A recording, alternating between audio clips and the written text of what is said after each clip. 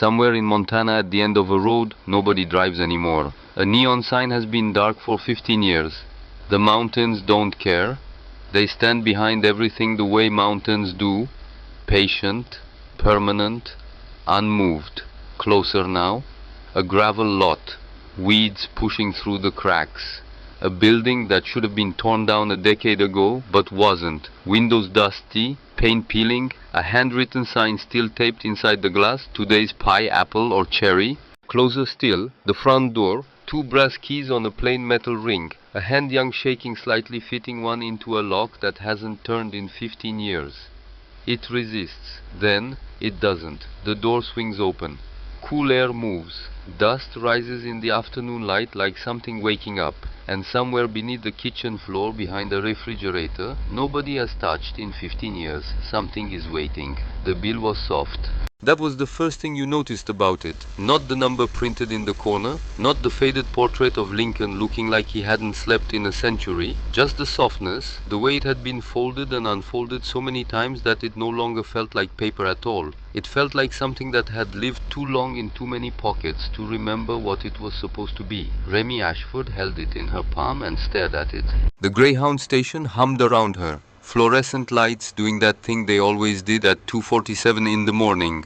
That particular shade of yellow that didn't exist anywhere in nature. That color that turned every face into a face you wouldn't want to meet in an alley.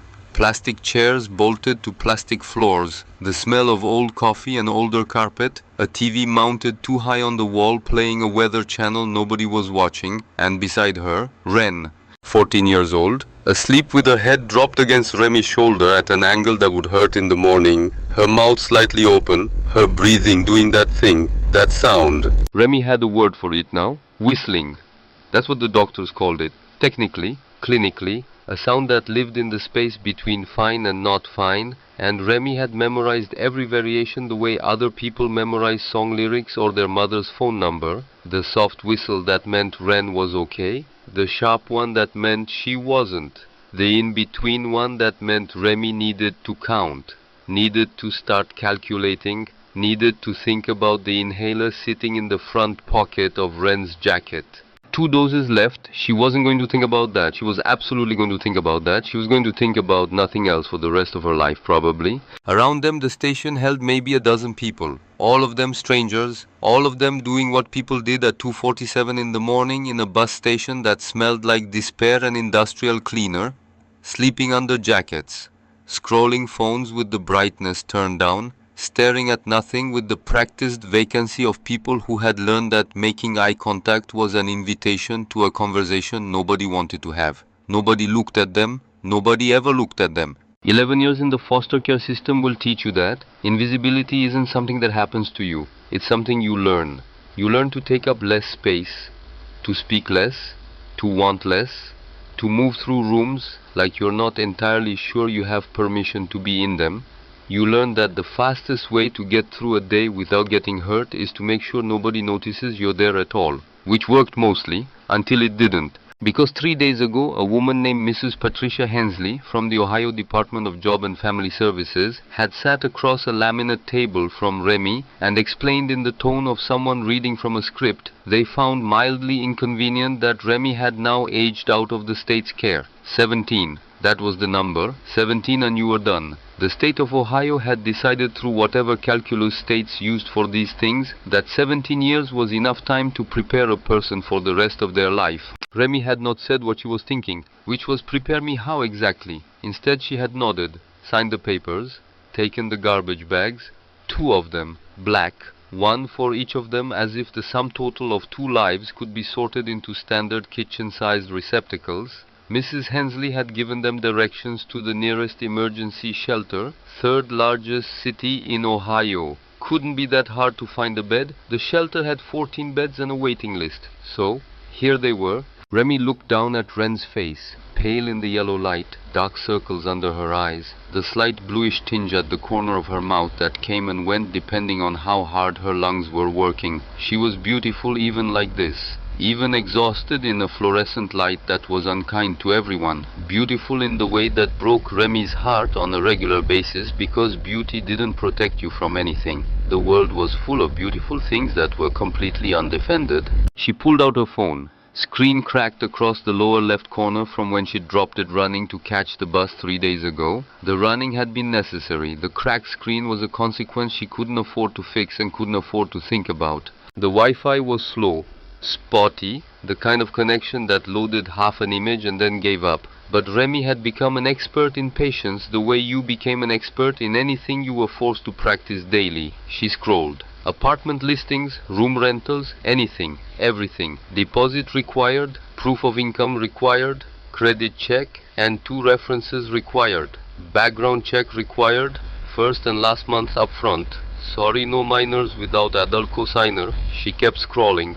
The thing about hope she had decided somewhere around age 12 was that it wasn't the hoping itself that hurt.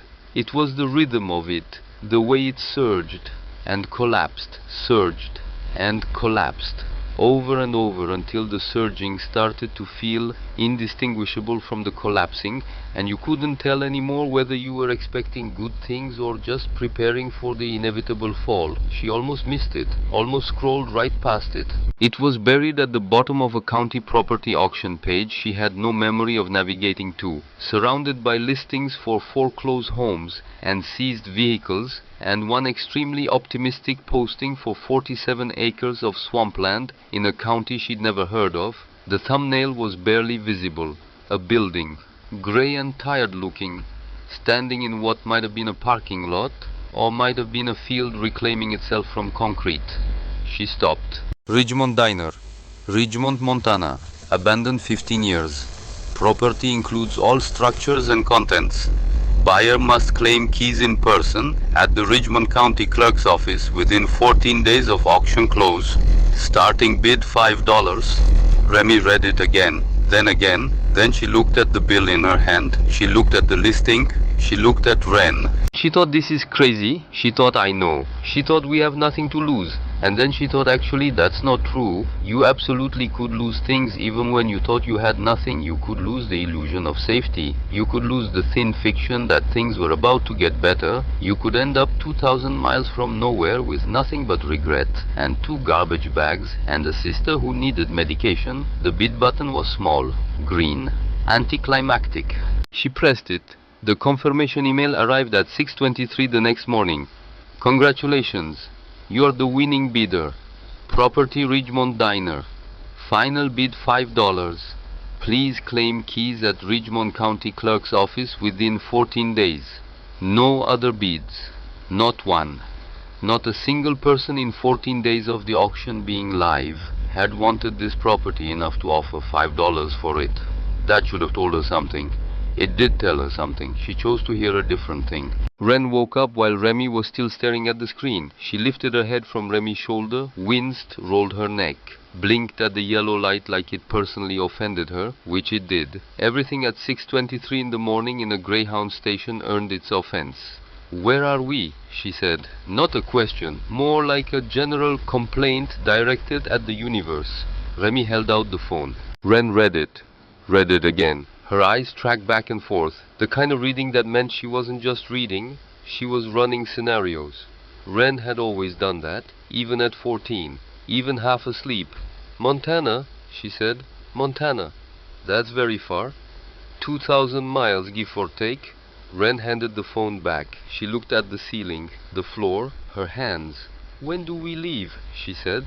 Not is this a good idea. Not are we sure about this. Not what if it's a ruin or a disaster waiting to happen. Just when. That was the thing about Ren that made Remy love her so fiercely it was sometimes hard to breathe. Not because Ren was fearless. She wasn't. The fear was always there in the tight set of her jaw and the way her hands clasped together when she was working something out. But Ren made a choice every single time to walk toward the thing instead of away from it, even when the thing was terrifying, even when the thing was a diner in Montana that nobody had wanted for 15 years. Next bus leaves at 8, Remy said. Ren nodded, reached for her garbage bag. I'm hungry, she said. There's a vending machine. Of course there is. They bought crackers, 2 packs. Ren ate hers in pieces, methodically making them last. Remy ate hers standing up watching the departure board, doing math in her head about buses and connections and the geometry of crossing a country with no money. They would figure it out. They always figured it out. The bus ride took 2 days. 3 connections: Columbus to Chicago, Chicago to Billings, Billings to a town called Clearwater Falls that wasn't on most maps and seemed to exist primarily as a place for buses to pass through. Then a local line that ran twice a day and smelled powerfully of something Remy decided not to investigate. Ren pressed her face against every window, every state. She watched the country change from the flat green certainty of Ohio to the wider, emptier spaces of the West. Corn to wheat to plains to something that wasn't any of those things. Something older. The mountains appeared in Wyoming like a rumor you'd heard but never quite believed. What do you think it looks like? Ren said somewhere in the middle of that. What? The diner. Remy had been thinking about this, in the way you thought about something when you were trying not to think about it too hard. Because thinking about it meant wanting it, and wanting things was still a skill she was learning how to do without flinching. I don't know, she said. We'll find out. Ren nodded like that was an entirely sufficient answer. She used her inhaler once somewhere in Nebraska. Quick, efficient, like it was nothing. She had the practice casual of someone who had been doing this for years, who had learned that making a big deal of it made other people uncomfortable, and making other people uncomfortable was an invitation to conversations about her health that ended with phrases like medical foster home and specialist placement, and really, it would be better for her if... Over Remy's dead body. That was the complete thought. Over her dead, flat, cooling body, would anyone separate them? She watched Ren replace the inhaler in her jacket pocket, turned back to the window like nothing had happened. 1 dose left. She wasn't going to think about that. Ridgemont, Montana. Population 1,400. Give or take. More give than take, probably, given the look of the place. The bus dropped them at a gas station on the edge of town at 4 in the afternoon on a Tuesday in November. The sky was that particular shade of grey that mountains made in the late fall. Heavy. Present. Like the weather was a decision that had already been made and was just waiting to be delivered. Main Street stretched before them. 1-story buildings, hand-painted signs, the kind of storefronts that hadn't updated their windows since the Eisenhower administration, and not in the charming intentional way, in the way of places that simply stopped having reasons to change. A hardware store, a feed store with grain bags stacked in the window, a diner with red vinyl booths visible through glass that needed cleaning, a barber shop, a post office that shared a building with what appeared to be the county clerk's office. They walked, and everyone stopped to look at them. Not aggressively, not threateningly, just the specific quality of attention that small towns gave to strangers, the mild suspension of normal activity, the slight recalibration of the afternoon. 2 girls with garbage bags, the math of that was visible on every face they passed, being added up and arriving at an answer nobody said out loud. Remy kept walking. Ren kept walking beside her. Neither of them broke stride. They were very good at this, years of practice. The county clerk's office was in the front half of the building it shared with the post office. A small bell rang when they pushed the door open. Behind the counter, a woman looked up from a stack of papers. 68 maybe, still grey hair, white in places, pulled back with the kind of efficiency that meant she'd been doing it the same way since she was 30 and had never found a reason to change. Reading glasses on a beaded chain, a cardigan the color of old stone. She had the face of someone who had seen a great many things in a great many years and had long since made peace with most of them. This was Eleanor Voss. Remy didn't know her name yet. She just knew the face, and the face, when it landed on them, did something unexpected. It softened, not with pity. That was the thing. Remy could read pity at 50 yards. She'd had it aimed at her so many times she could feel it coming the way some people felt weather. This wasn't pity. This was something else. Recognition almost. The kind of look that meant the person seeing you had been expecting you and was relieved that you'd arrived. "Can I help you girls?" Eleanor said. Remy stepped up to the counter, set the $5 bill down, a little crumpled, a little worn. "We're here to pick up the keys to the Ridgemont Diner." Eleanor's eyebrows rose, slow and deliberate the way things moved when they were carrying weight. "You're the ones," she said. Not a question. "Yes, ma'am." Eleanor looked at her, then at Ren, then back at her. The glasses came off. She folded them with both hands slowly. "How old are you?" 17. And her 14. She's my sister. Eleanor held the glasses for a moment, set them down, opened a drawer. The manila envelope she pulled out was plain, official looking, the kind of envelope that held things that mattered. She held it in both hands without immediately handing it over. That building has been sitting empty for 15 years, she said. Nobody's touched it since Walter Calloway locked the door and walked away. Walter Calloway. Remy filed the name away. The property's in rough shape, Eleanor continued. Old structure. You'd want a professional to look at the foundation before you. We'll be fine. Eleanor looked at her. Long. The kind of look that was doing more than seeing. The kind of look that was listening to something underneath the words. Then she exhaled. Very quietly, set the envelope on the counter and slid it across. The property's about 4 miles east, she said. Right off the old highway. New interstate bypassed this whole corridor back in the 90s. That's why nobody comes through anymore. That's why the diner closed. She paused. Good luck. Remy picked up the envelope. She was almost at the door when Eleanor spoke again. Miss. She turned. Eleanor had put her glasses back on, was looking at a point somewhere slightly to the left of Remy's face, like she was making a decision about something. She would have been glad, she said, to know you found it. Remy stood there for 1 full second. Then she pushed the door open and walked out into the Montana afternoon. 4 miles, in November, in Montana, with garbage bags. They walked. The road out of town narrowed quickly, became a 2-lane highway lined with bare trees and fence posts and fields that had gone to golden nothing for the winter. The further they got from town, the quieter everything became. Just their footsteps on the shoulder of the road, the wind moving through the dry grass, the distant sound of something far away that might have been a truck, or might have been the mountains doing whatever mountains did in November. And Ren's breathing. Always Ren's breathing. The background music of Remy's life. It was steady today. That was good. The walking helped sometimes. Or maybe Ren was just being Ren, which meant declining to give her condition any more oxygen than it had already taken. They didn't talk much. They were comfortable with that.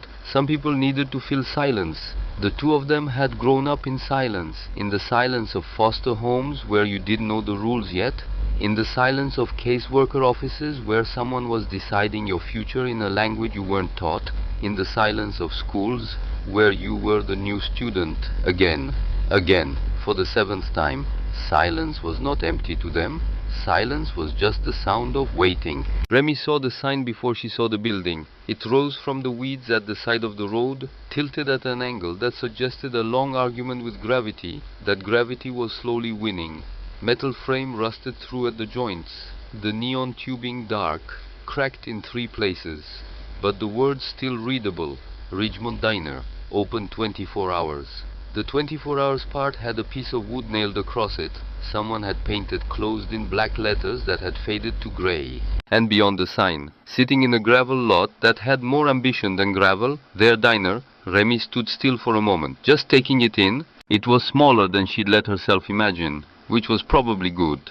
Imagining had been a dangerous activity for most of her life, and she'd learned to keep it conservative. 1 story, long and rectangular, large windows across the front that needed cleaning, chrome trim along the roofline gone silver grey with age, white paint peeling but not gone, roof that sagged slightly in the middle but didn't collapse, 1 window boarded up, weeds coming up through the gravel, but the walls were straight. She could see that from here. The foundation was flush with the ground the way foundations were supposed to be. And when a gust of wind came through moving fast and cold off whatever mountain was behind it, the building didn't shudder, didn't groan, didn't do the things that structures did when they'd given up. It held.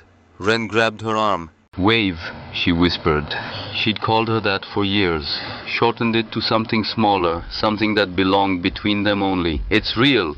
It was 2,000 miles, $5, and it was real. Remy pulled the keys from the envelope. 2 brass keys on a plain metal ring. Her hands were shaking. She noticed this with a sort of distant interest, the way you noticed physical things when your brain was occupied elsewhere. Hands shaking. Okay, fine. Hands shook sometimes. The front door lock was stiff. 15 years of weather and disuse had settled into it, and for a moment she thought it wasn't going to turn, thought the key was wrong, thought she had the wrong building, wrong county, wrong state, wrong everything, that this had been exactly what it looked like from the beginning, which was a mistake of the highest possible order, and then it turned. The door swung open. The smell hit first. Dust, old grease, wood that had spent 15 winters freezing and 15 summers baking in the sun. Something underneath all of that organic and faintly sweet that she chose not to examine too closely. And beneath that, beneath all of it, something else entirely. Something she didn't have a word for.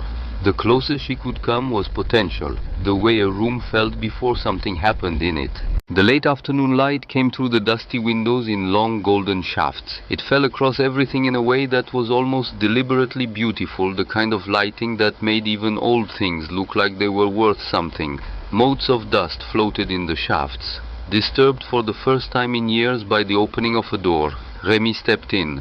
The layout was exactly what it should be, what you'd expect from a place that had been welcoming truck drivers and traveling families and people who just needed coffee at 2 in the morning since 1978. Booths along both walls, upholstered in red vinyl that had cracked with age but held its shape. A long counter running across the back, with round chrome stools bolted to the floor. Behind the counter, a pass-through window into the kitchen. Its shutters opened the kitchen beyond dark. And everywhere, everything in place. Cups turned upside down on the shelf above the coffee station. Menus stacked beside the register.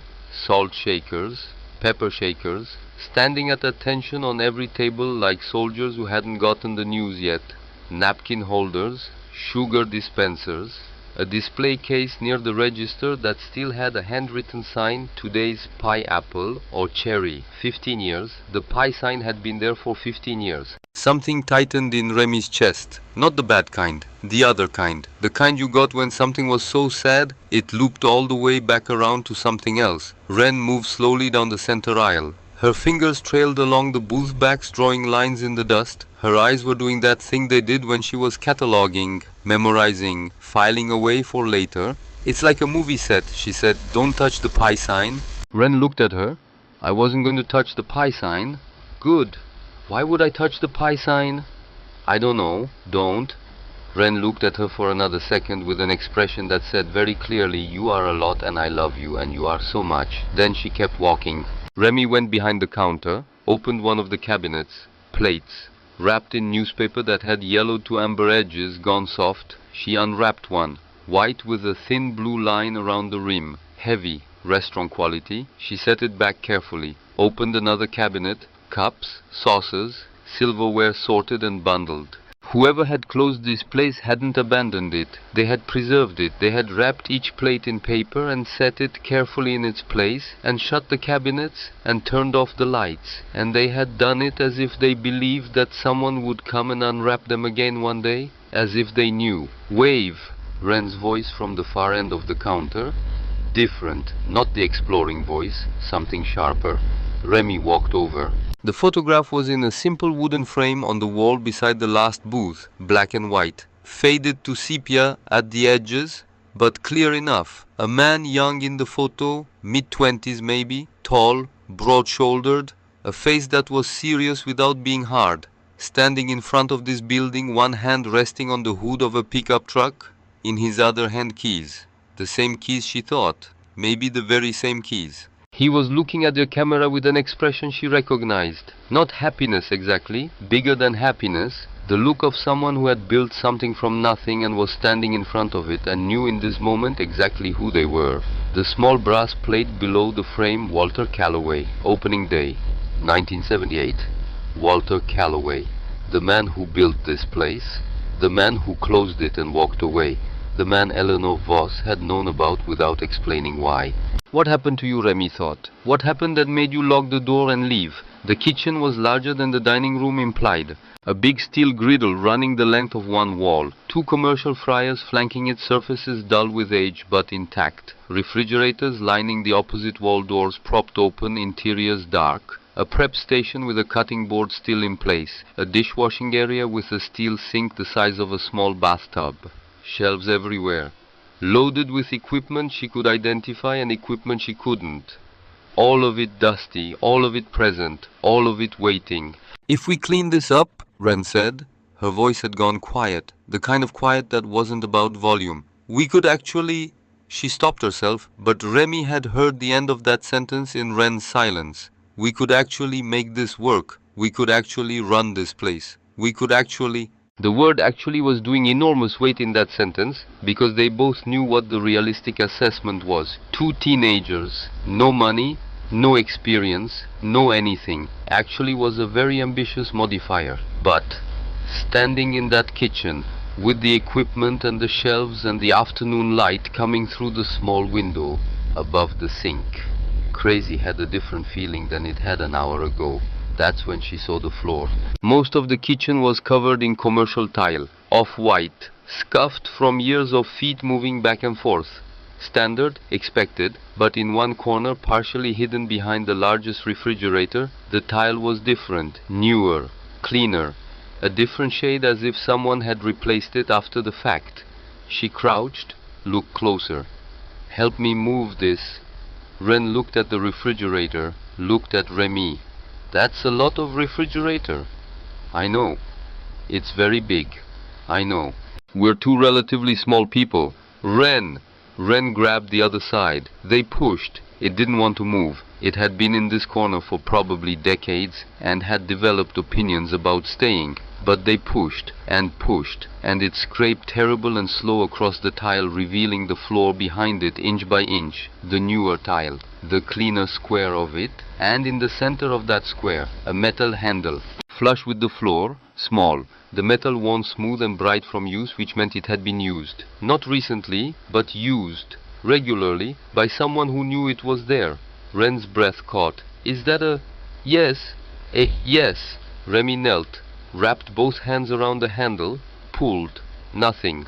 Adjusted her grip, pulled harder. A click. Mechanical, like something releasing that had been held for a long time, and the tile lifted. Not just the tile. A section of flooring hinged on one side, rising smoothly despite its weight, as if it had been balanced for exactly this, as if whoever installed it had thought carefully about the physics of someone lifting it alone from above. Cool air came up from the darkness below. Clean, dry, the smell of a room that had been sealed carefully, maintained carefully, not abandoned, preserved. A staircase descended into the dark. Remy looked at Ren looked at Remy. Neither of them said anything for a moment. Then Remy took out her phone, turned on the flashlight, and started down. The room was enormous. She reached the bottom of the stairs and stopped. The flashlight beam swept in a slow arc. Concrete walls, concrete floor, ceiling maybe 8 feet up, supported by pillars at regular intervals. And on every wall from floor to ceiling, metal shelving units. Full ones.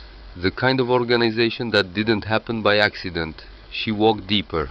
Canned goods sorted by category and date. Vegetables, proteins, fruit. Cases of bottled water stacked in precise rows. Medical supplies in sealed packaging, still in their boxes, labels facing outward. Sleeping bags in vacuum-sealed bags. Blankets folded military neat. Portable camping stoves with their fuel canisters beside them, inventoried and arranged. Flashlights and batteries kept together so you'd never find one without the other. In one corner, a generator, connected to what appeared to be a ventilation system running up through the ceiling. Fuel containers stacked beside it, labeled in clear handwriting. Maintenance log hanging on a nail. On another shelf, tools, every kind, organized by use, not by size.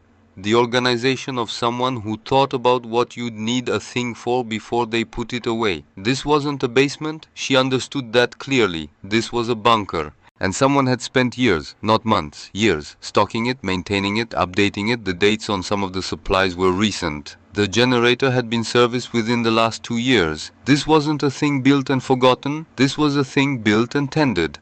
Wave. Ren's voice from behind her. She'd come down the stairs without Remy noticing. She was standing next to a metal desk tucked against the far wall, the beam of her own flashlight on it, a lamp, a stack of papers organized under a smooth river rock used as a paperweight, and beside them, a journal, leather cover, dark brown, worn at the corners, the kind of worn that came from years of hands, not damage, use.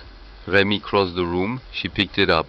The leather was soft, warm seeming even in the cool air of the room. She opened it to the first page. The handwriting was careful, precise, the letters formed with the kind of deliberateness that belonged to a different era, each one placed as if it mattered. The ink slightly faded but entirely legible, and she read, "If you're reading this, then you found the basement.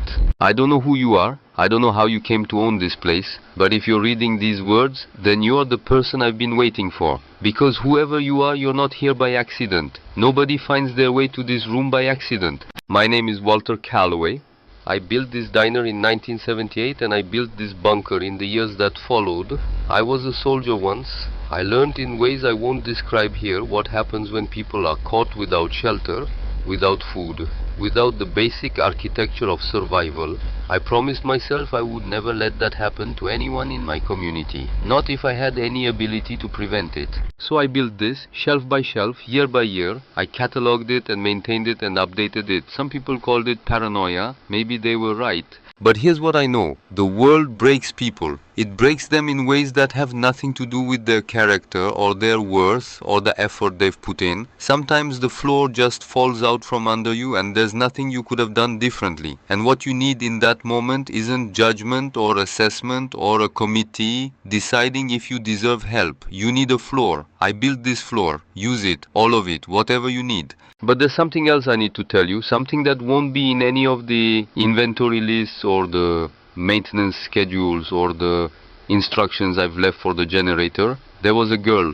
She was 19 when she came to Ridgemont. No family, no money, no plan. She had the look of someone who had been getting by on determination alone for so long that they'd forgotten it was supposed to be hard. I hired her the day she walked in. I never asked for a resume. I never asked for references. I asked her name. Her name was Savannah. Remy stopped reading. The word sat on the page, small, 6 letters, the kind of word that shouldn't be able to do what it was doing to her chest right now.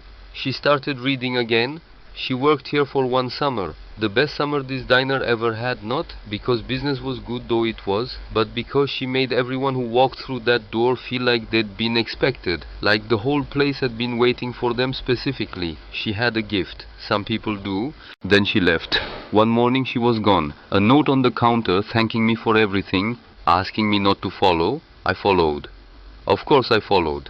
But she was smarter than me, and she'd had more practice at disappearing. I found nothing. I spent 20 years looking for her, hired investigators, followed leads, followed dead ends, found her eventually the way you found things you'd been dreading all at once at 3 in the morning in a single phone call. She was gone. A car accident, years ago. I thought that was the end. But then I learned about the girls, 2 daughters. In the foster care system in Ohio, records sealed. The courts immovable on this point. I tried everything available to me. Nothing worked. I was old by then, sick, running out of time in ways I could feel but couldn't stop. So I did the only thing I had left to do. I listed this property at public auction. Starting bid $5. Requirement buyer must claim keys in person. I figured that whoever was desperate enough to travel 2,000 miles for a $5 building, whoever needed it that badly, was the right kind of desperate. The kind Savannah was when she walked through that door all those years ago. And if fate was going to send me her daughters, which I believed with every irrational bone in my failing body it was going to do, then I believed they would find their way here. If you're reading this, welcome. This place was built for you, even though I never got to meet you. Walter Calloway, 2022. Remy held the journal. Read it again. All of it. Then again. Savannah. A girl who came to Ridgemont with nothing, who worked here 1 summer, who the owner loved like a daughter, who disappeared one morning and spent the rest of her short life somewhere else, who died in a car accident, who left behind 2 daughters. Her mother's name was Savannah Ashford. She had died when Remy was 6. Car accident on a rainy night in November. A truck driver who ran a red light. A gallon of milk on the passenger seat that never got home. Her hands were shaking. Not a little, a lot. Both of them. The journal trembling in her grip. Remy. Ren's voice very quiet. She was standing close. Had been standing close for a while probably. What does it say? Remy looked at her. And then she did something she had not done in a very long time. Maybe since a rainy November when she was 6 years old, and a woman had sat her down in a room with beige walls and explained in language carefully chosen for a child that her mother was not coming home. She started to cry. Not loudly. That wasn't how she cried. Remy cried the way she did most things contained. The tears came and she let them come, and she didn't try to explain them, and she didn't try to stop them, because someone had loved their mother. Someone had loved her in this building, in this town, in this life that existed before Remy existed. And that someone had spent the last years of his life trying to reach them. And he had, in the only way he had left. Ren took the journal from her hands. Gently. Read it. Remy watched her read it, watched her eyes go through the words, watched her get to the part about Savannah, watched her face do what faces did when they understood something that could not be undone. He knew Mom, Ren said, very quietly. He did. He loved her. He did. Ren held the journal in both hands, small hands, with the bitten nails and the calluses from years of everything. She held it like it was something that mattered. She was here, Ren said. Right here, in this room, in this building. She was? Ren looked around. The shelves, the generator, the careful rows of everything, the floor beneath their feet. He built all of this. For her at first, and then for us. Remy nodded. They stood there for a moment, the two of them, in the cool basement of a Montana diner, in the dark that wasn't entirely dark because of the flashlights, holding something that couldn't be held but was there anyway. The sound of tires on gravel. It came from above them. The crunch and settle of a car coming to rest. Remy looked up instinctively, which was pointless since there was nothing above them but concrete and kitchen floor. But the instinct was there. She climbed the stairs, pushed up through the hatch, crossed the kitchen, crossed the dining room, looked out the front window. A man standing in the parking lot, older, 70s, tall and lean, the kind of tall that had started bending slowly at the shoulders. White hair that went in several directions without achieving any of them. Overalls over flannel. Boots with serious mud. He was looking at the diner with an expression she couldn't entirely read from this angle, something between grief and relief. She went to the door, opened it, he looked at her, and he stopped moving. He just stopped, the way you stopped when you saw something you'd been expecting and were not, despite the expectation, prepared for. "You're the one who bid $5, he said. "Yes, sir." He came closer. His eyes moved over her face with the careful attention of someone looking for something specific. "What's your name, girl?" Remy Ashford." He stopped. The name landed on him like something physical. She saw it, the slight backward shift of his weight, the way his eyes changed. "Ashford," he said. "Yes, sir." "Your mother." A pause, heavy. "What was her name?" Remy's heart was a live wire in her chest. Savannah Ashford." Ray Okafor stood very still. Then he reached into the breast pocket of his overalls, took out a wallet, worn brown leather with a broken corner, opened it with both hands. From inside the card slot he extracted a photograph. Small, folded once along the middle. He unfolded it.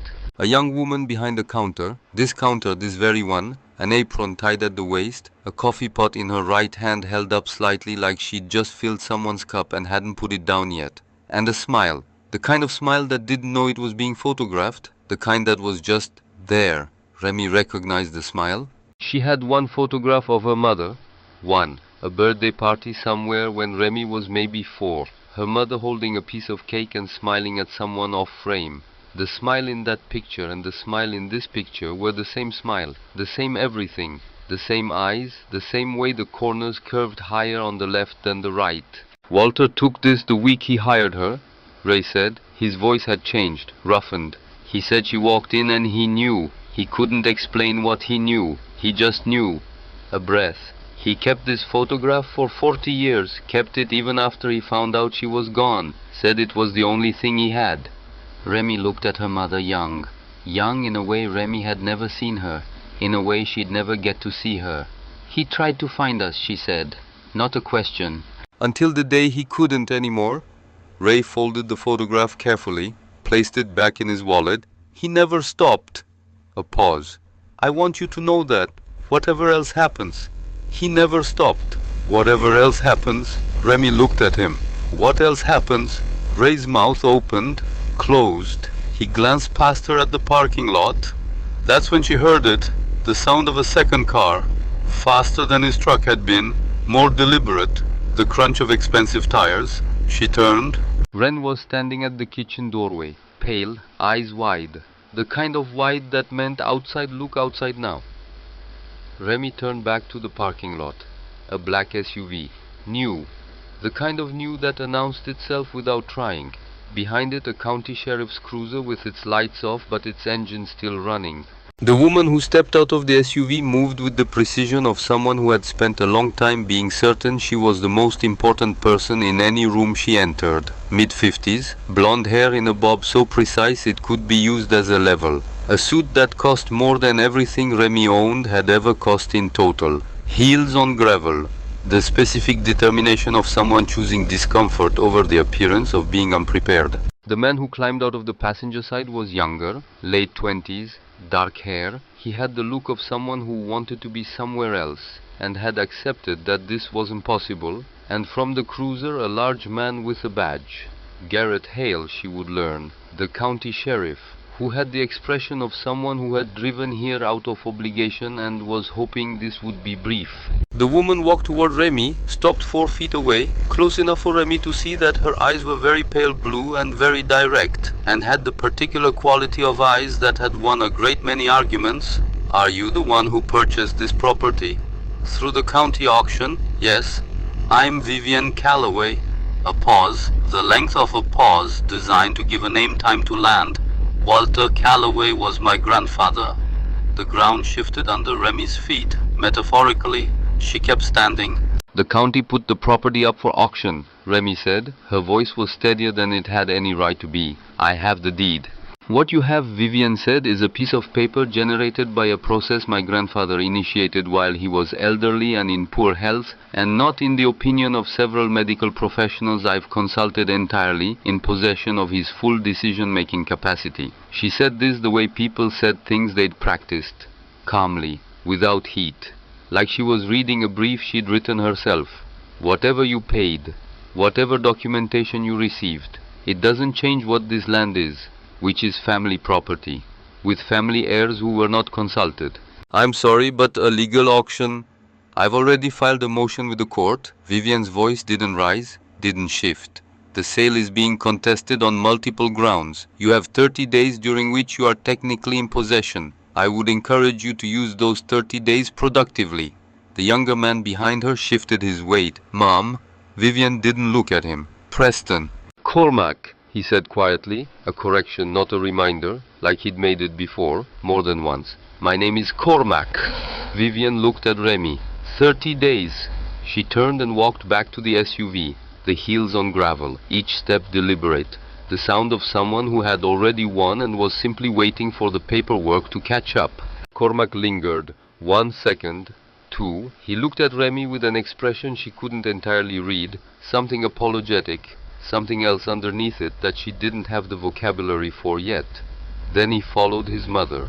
Garrett Hale exhaled, the long exhale of a man who had not wanted to be here and was relieved this part was ending. He looked at Remy.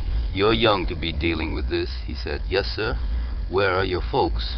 She looked at him directly. Dead. The word sat in the cold Montana air. Garrett nodded slowly. Find yourself a lawyer if you can. He turned toward his cruiser. And for what it's worth... He stopped, looked back once. He was a good man. Walter. Whatever else is happening here, he was a good man. He got in his car, drove away. Remy stood in the parking lot as the dust settled, as the sound of engines faded, as the silence of Ridgemont came back in, filling the space the cars had left. Ray was still there, hadn't moved. He stood with his hands in the pockets of his overalls and his white hair going in its several directions, and his face carrying the weight of a man who had known this was coming and had hoped it wouldn't. Who is she really? Remy said. What does she actually want? Ray looked at the road where the SUV had gone. The land, he said simply. Just the land. Always has been. Ren appeared at Remy's side. She had the journal.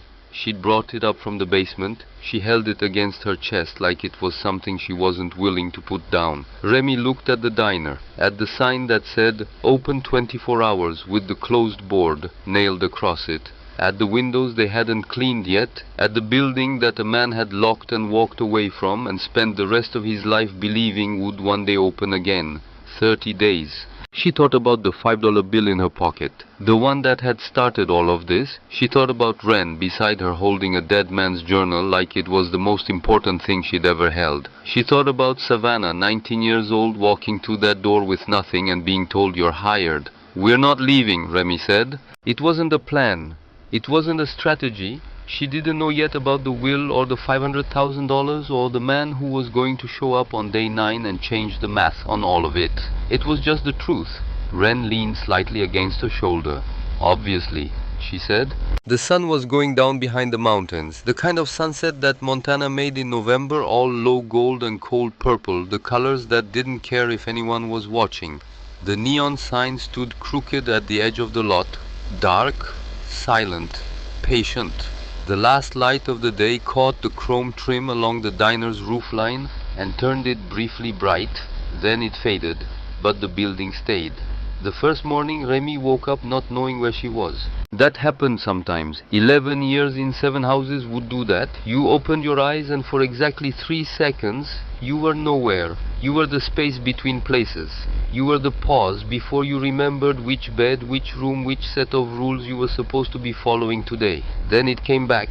Montana, the diner, the basement, Ren, breathing steadily on the sleeping bag beside her, one arm thrown over her face in the way she'd slept since she was 5. The journal on the desk. Right, okay, she got up. The days had a shape after that, not a comfortable one, not the shape of a life that knew what it was doing, more like the shape of someone trying to build something while already in the middle of needing it. You didn't stop to assess, you just kept building. Remy swept. Ren wiped down windows. They discovered that the coffee machine worked if you talked to it firmly and tapped the right side panel twice, which was either a mechanical reality or a small superstition she was choosing not to examine. The pipes ran brown for 3 minutes and then clear, which Ray had warned her about. The lights came on in the main dining room and 2 of them immediately blew, which they could not afford to fix yet, which became a list. The list became a system. The system became a reason to get up each morning. Ray appeared every day around 9. No announcement, no explanation. Just his truck pulling in and his boots on the steps and a paper bag set on the counter. Groceries, simple ones. Bread, soup cans, apples when they were on sale. He never asked if they needed it. He never framed it as anything. He just set the bag down and started whatever task he'd apparently already decided he was going to do that day. They didn't talk much. They didn't need to. But he told her things in pieces, the way older people told you things, not in narratives, in fragments that you were supposed to assemble yourself. Walter had built the first 2 shelves in the basement in 1983, after a bad winter. After he'd seen a family on the county road with 4 children and nowhere to go, he'd driven them to the shelter in Billings himself and come home and started building. Savannah had reorganized the entire kitchen system in her 2nd week of working there. Walter had come in one morning to find every label facing outward and every tool sorted by what you reach for it to do rather than what shape it was. He'd never changed it back. The diner had been full every morning until 1997 when the interstate went through and took the through traffic with it. Business dropped 60% in 18 months. Walter let 3 people go and kept 5 and worked 16-hour days and still lost money. He held on for another 12 years before locking the door. Remy listened to all of it, stored it, the way you stored things when you knew they mattered but weren't sure yet in what shape. Mabel Hurst arrived on the 3rd day, a Tuesday. She didn't knock. That was the first thing. The door simply opened and she was there, small, wiry, 71 years old, with silver hair that curled naturally and hands that were the hands of someone who had used them every day of their life. She wore a canvas jacket and sensible shoes, and an expression that suggested she had decided something and was now in the process of executing it. Ren and Remy both looked up from the booth they were cleaning. Mabel looked at them, then at the diner, then at the coffee machine behind the counter. "That still work?" she said. "If you tap it," Remy said. "Left side or right side?" "Right." Mabel walked behind the counter. tapped the panel, started the machine, took a mug from the shelf and turned it right side up like she'd done it 10,000 times, which she had, for 15 years. She poured coffee, drank it standing up, set the mug down. Then she picked up a dishcloth, looked around and started wiping the counter. Remy and Ren exchanged a look. Ren's look said, "Are we going to say something?" Remy's look said, "I have no idea." Ren's look said, "Great, helpful, thank you." Remy opened her mouth. "I was here for 15 years, Mabel said without looking up. "Before Walter closed it. I know where everything is. I know what doesn't work and why, and what you can do about it." A pause. "Your mother was here the summer before I started. I was hired in September. She left in August. We missed each other by 6 weeks. Silence. "You knew," Remy said.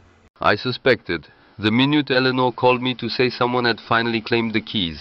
Eleanor called everyone who mattered when anything happened in Ridgemont. That was just how Eleanor operated. I nearly drove out that same afternoon, but I stopped myself." A pause. "You have her eyes, same shape, same way they go still when you're thinking." Remy didn't know what to do with that information. She filed it in the category of things she would process at some unspecified future time when she had emotional bandwidth available, which was a category currently running several months of backlog. "Why didn't you come right away?"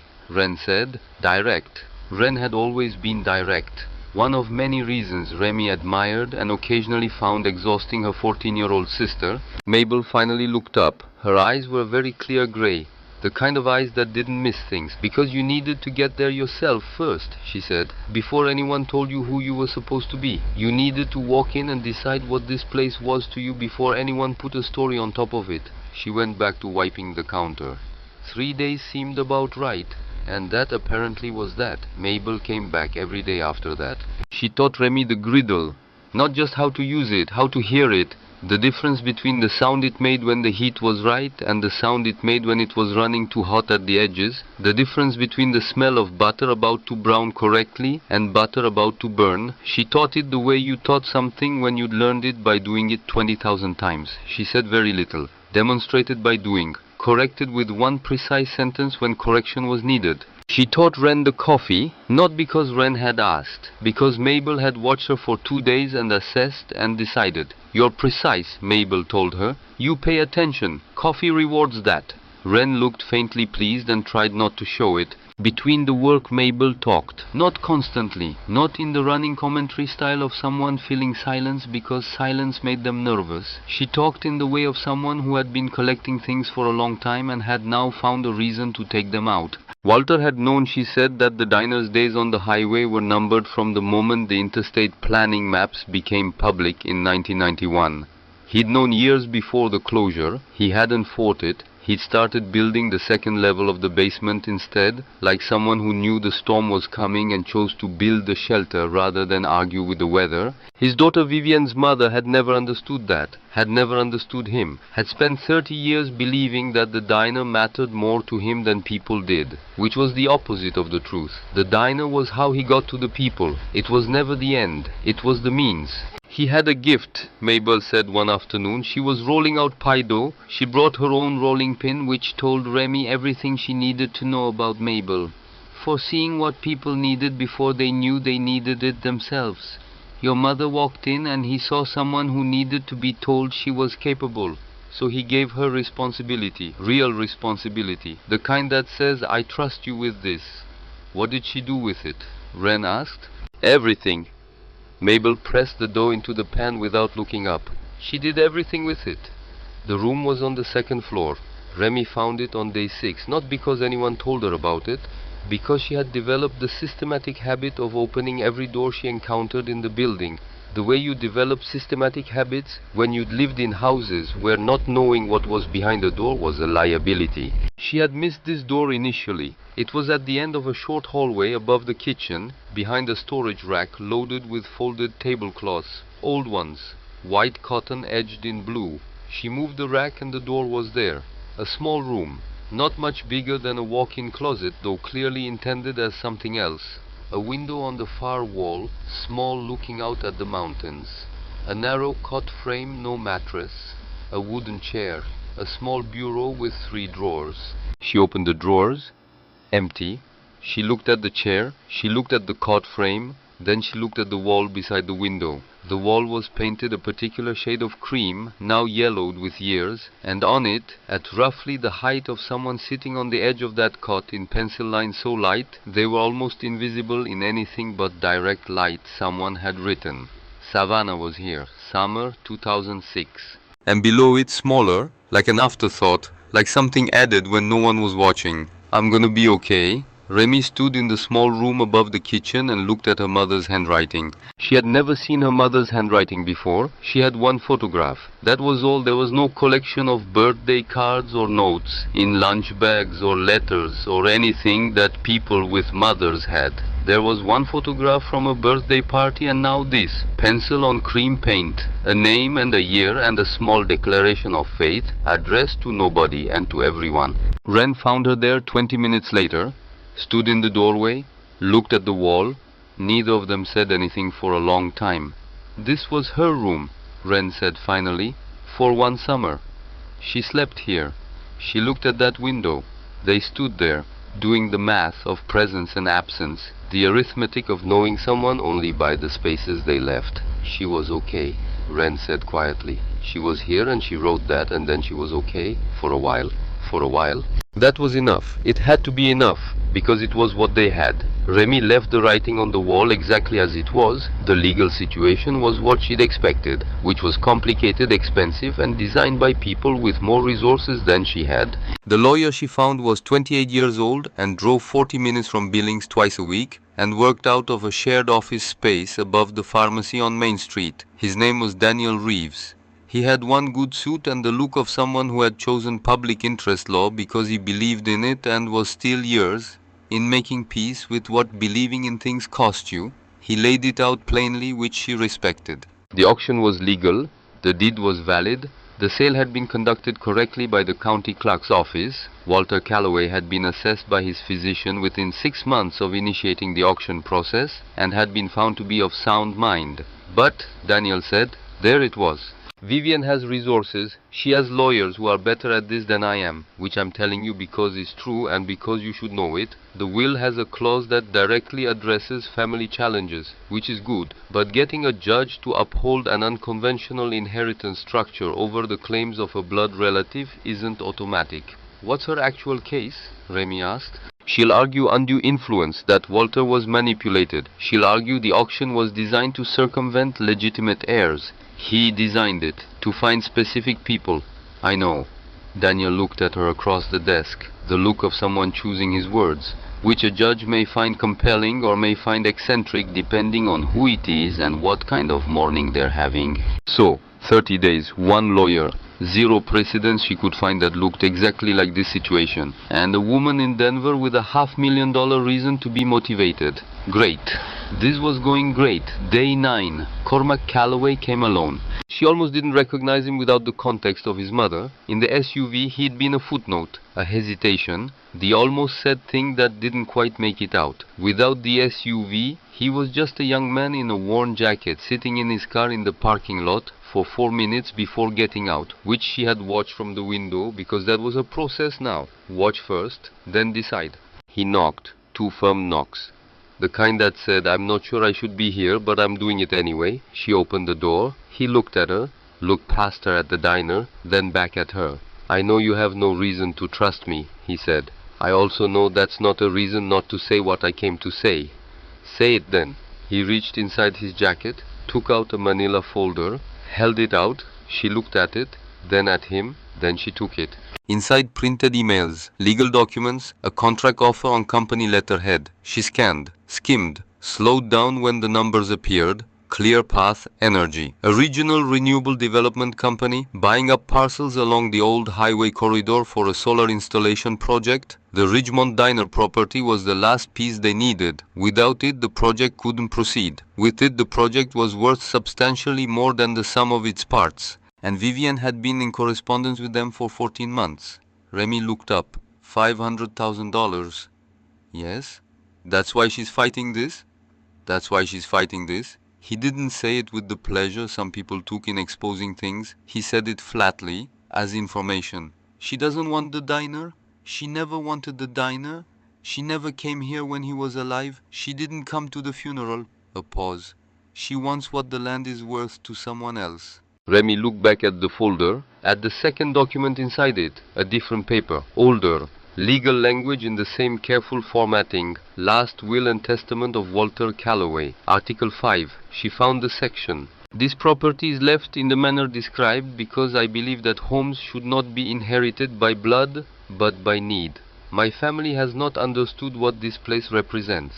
If my granddaughter Vivian contests this document, I ask any court reviewing this matter to consider the following. She has been provided for through other means. She does not need this land. But somewhere someone does. Someone who has nothing else.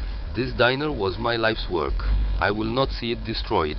Remy read it twice, then she put it down. Why are you telling me this? She looked at him directly. She's your mother? Yes. He said it without deflection, without the protective apparatus people usually wrap that kind of answer in. She is. And my grandfather told me about Savannah when I was 7. He told me every year after that. He called her the one who got away, which I didn't understand as a child, and understand completely now. A pause. He spent 20 years looking for her children. I knew that. I watched him try. I was there when he found out she was gone. He stopped. He would not want me to stand by while this happened. Remy held the folder. She thought about 7 things simultaneously, which was her normal processing speed under pressure. She thought about the lawyer and the 30 days and the 500,000 and whether any of this was admissible and whether she trusted this man who was his mother's son and whether trusting him mattered if the information was real. Is this admissible? She said. Ask your lawyer. He turned to go, then stopped. For what it's worth, he talked about her children the way most people talked about the people they loved, not in the past tense, in the present, like they were real, like he could still find them. He looked at the sign with its dark neon. I think he believed he would. He left. She stood in the doorway holding the folder, and somewhere behind her from the kitchen she heard Wren's voice. Was that the son? Yes. Is it good news? It's complicated news. Is it better than no news? She looked at the folder, at Article 5, at the words a dying man had written because he knew exactly what was coming and had tried to build a wall against it. Yes, she said, it's better than no news. The preliminary hearing went the way Daniel had prepared her for. Vivian's lawyers were polished, expensive. They used phrases like equitable remedies and undue influence and testamentary capacity in ways that made everything sound both technical and inevitable. The judge, a woman in her 60s, with the look of someone who had heard it all and would hear it again, took notes without expression. Daniel presented the will. Article 5. He presented the medical assessment, he presented the auction records and the deed and the procedural documentation from Eleanor's office. The judge scheduled a follow-up hearing for 3 weeks out. Said nothing that told Remy anything about which way she was leaning. Dismissed them. 23 days left. Remy walked out of the courthouse and stood on the steps in the cold. Daniel stood beside her with his good suit and his I believe in things face. We're still in this, he said. That's what today means. We're still in it. She nodded. She knew she was still in it. She was going to be in it until she wasn't. And if she wasn't, she'd figure out what came after that. Because that was what you did. You kept going. Even when going meant only the next step and nothing beyond it. The temperature dropped on day 12. Not gradually. Montana didn't do gradual. It dropped the way a curtain dropped when someone cut the rope. 40 degrees one afternoon, 22 by midnight, a wind off the mountains that found every gap in the diner's aging walls and remembered it for next time. Ray came by that morning with a look she was learning to read. The look he had when he was about to say something she wasn't going to enjoy hearing. Storm, he said. How bad? Forecasts are saying worst in 30 years. She absorbed this. When? End of the week, maybe sooner. He looked at the sky, which was doing something complicated. You've got the generator, you've got the supplies, but you need to check the ventilation system before it hits, or you'll lose heat down there. I know how to check a ventilation system. He looked at her. I know you do. A pause. Doesn't mean you have to do it alone. So they checked it together. He showed her the components. The intake valve, the exhaust routing, The backup switch Walter had installed in 2019, apparently because he'd done enough scenarios to know that primary systems failed at the worst possible moments. They tested the generator, let it run for an hour, checked the fuel levels, then Ray sat down at the counter and drank coffee and didn't leave for another hour, which was not about the ventilation system at all, and they both knew it. The night before the storm hit in earnest, Ren woke Remy at 2 in the morning. She didn't have to. Remy was already half awake. The way you were half awake when the thing you were worried about was happening 20 feet away from you in the form of a 14-year-old's breathing. The sound had changed.